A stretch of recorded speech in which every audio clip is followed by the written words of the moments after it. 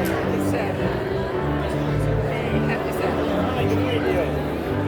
there. Good morning.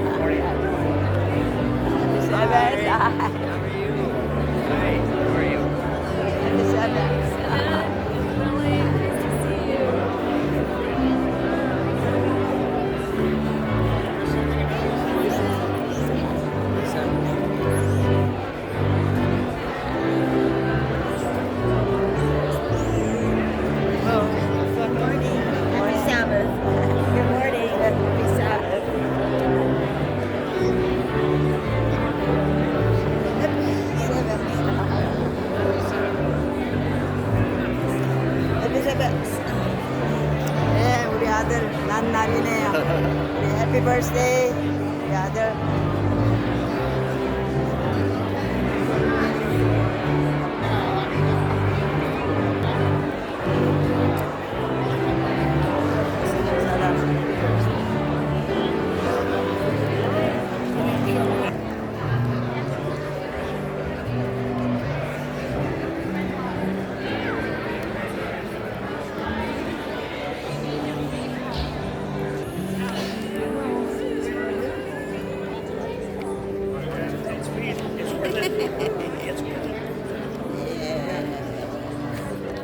Keep going.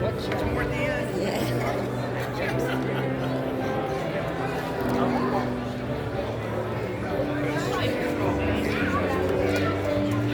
It's like a mother load. Yeah, your back, your back. What's your back?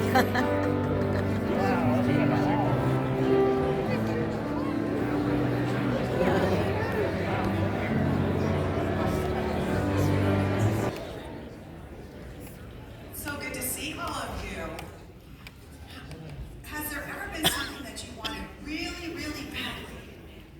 And you just knew if you could have it, that everything would just be perfect. You just had great plans for that. Well, how many of you are 19? Is anybody here 19 years old? Nobody? Okay. So it was a long time ago. So it was before my grandkids were born, and it was before their parents got married. 19 years ago, my husband and I really, really wanted something very badly. Actually, I need to correct that. My husband really wanted it, and I just went along with it. So you see, my husband loves boats. How many of you knew that my husband loves boats?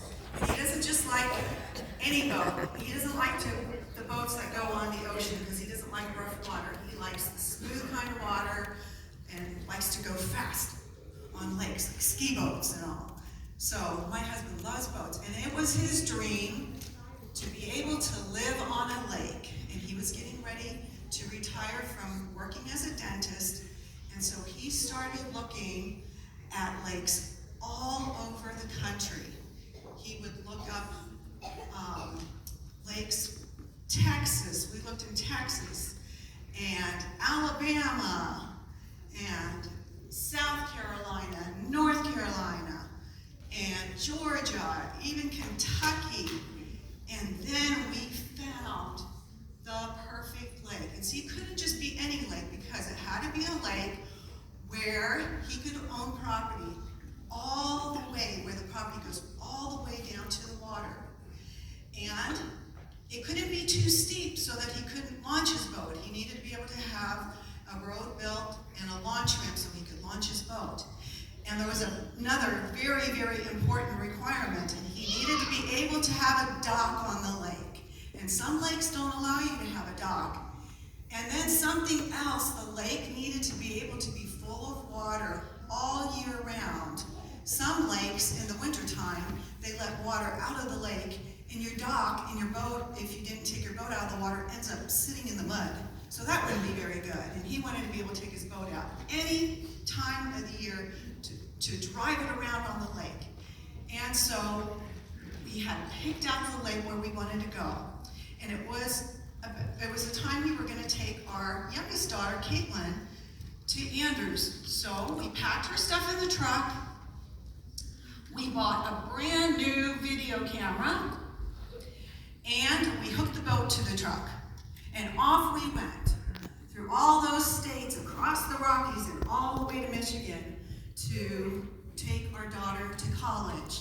And at college, we moved her in, and we took the first pictures with our video camera to say goodbye. Had pictures of us taken with her, saying goodbye to her, and wishing her well. And then off Greg and I went, driving down south to Tennessee, to Lake Tellico, all the way down there. And we loaded up the boat with what we needed, and all we needed was a box, just like this, exactly like this. In fact, this might be the box. And we had just a few things in it, some food, maybe, and our towels in case we decided to go swimming, and we had our new video camera. And what we were going to do, it's a beautiful lake. Just the water, I mean, it's a nice big lake, and there are trees all around the lake, and nice rolling hills, and just the water was clear and smooth, just beautiful. So we launched the boat, and what we were going to do is drive all the way around the shoreline of the lake. And every time we saw a really pretty place, we would take our video camera and we would take pictures. We would take pictures of the land and record where we were, and then we would turn around and we would take pictures of the water so that we knew exactly what we could see from the property. We were so excited. We knew that this was the perfect place for us to find property, to have a house on the lake where Greg could drive his boat. We were so excited. We went the whole lake, the whole perimeter, and then it was getting late and the sun was starting to go down. And so I sat in my seat and Greg sat in his seat. He was driving the boat, and he put the boat full throttle. I put the camera, the box was between our seats, and I put the camera right here on the box. And by the way, this is not the camera, but anyway, I put the camera right on the box. And you can see this box the lid has a rim on it. And so Greg had it full throttle, and of course my hair's blowing because the wind's blowing in our face, but the water was real smooth. In fact, I don't think we even saw any other boats the whole time we were on the lake much. So there were no wakes, no bumps or anything. And as we were going, I looked at the camera and I thought, that's real secure on the box. It's not bouncing or anything. It can't blow out. Anyway, we got up to the marina. It was already dark now, pretty dark. And we pulled up to the dock, pulled alongside the dock, and I held the boat on the dock. Greg got out, and he went up to go get the truck, back the truck in, so we could put the boat up onto the trailer. And there was a group of fishermen that were going to go night fishing down further on the dock away from us. And so I pulled the box out, put the box up, and we loaded the stuff into, put the boat up, tied it up, and got into the truck. And as we pulled up out of the launch ramp, and we were starting to go out on the parking lot and headed towards the road, I said to Greg, did you put the camera in? And he said, no, did you? And I said, I don't remember. And so we stopped and we looked all over inside the truck. Now remember, we didn't have a lot of stuff. We just had the box. We looked all over inside the box. We looked all over inside the truck. We looked under the seats in the truck. We went into the boat. We looked all over inside the boat. There was nothing laying in the boat that it could have gone under. We could not find the camera. So we went down to the fishermen and we asked them, did anybody here see a camera laying on the dock? And they had not seen a camera.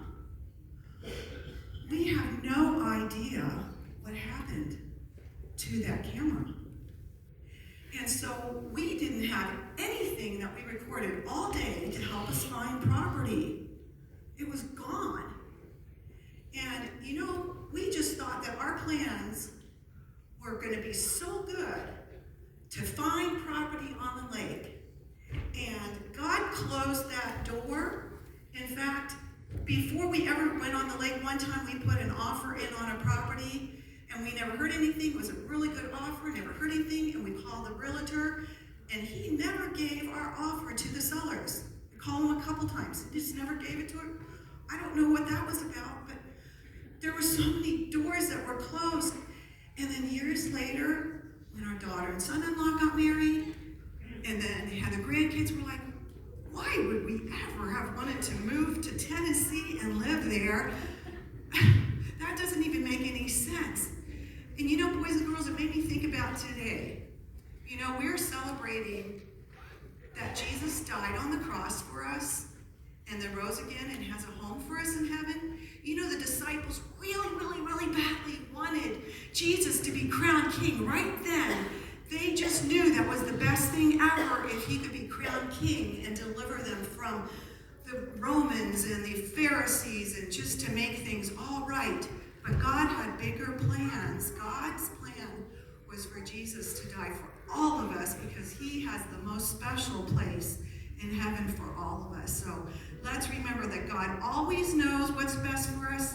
Sometimes he's not going to answer the prayers. I have no idea. I promise I will give this back to this is my son-in-law. This will go right back to my daughter and son-in-law so that it doesn't get lost. And anyway, that God sometimes doesn't answer our prayers the way that we want because he has better plans for us. All right, you can go back to your seats now.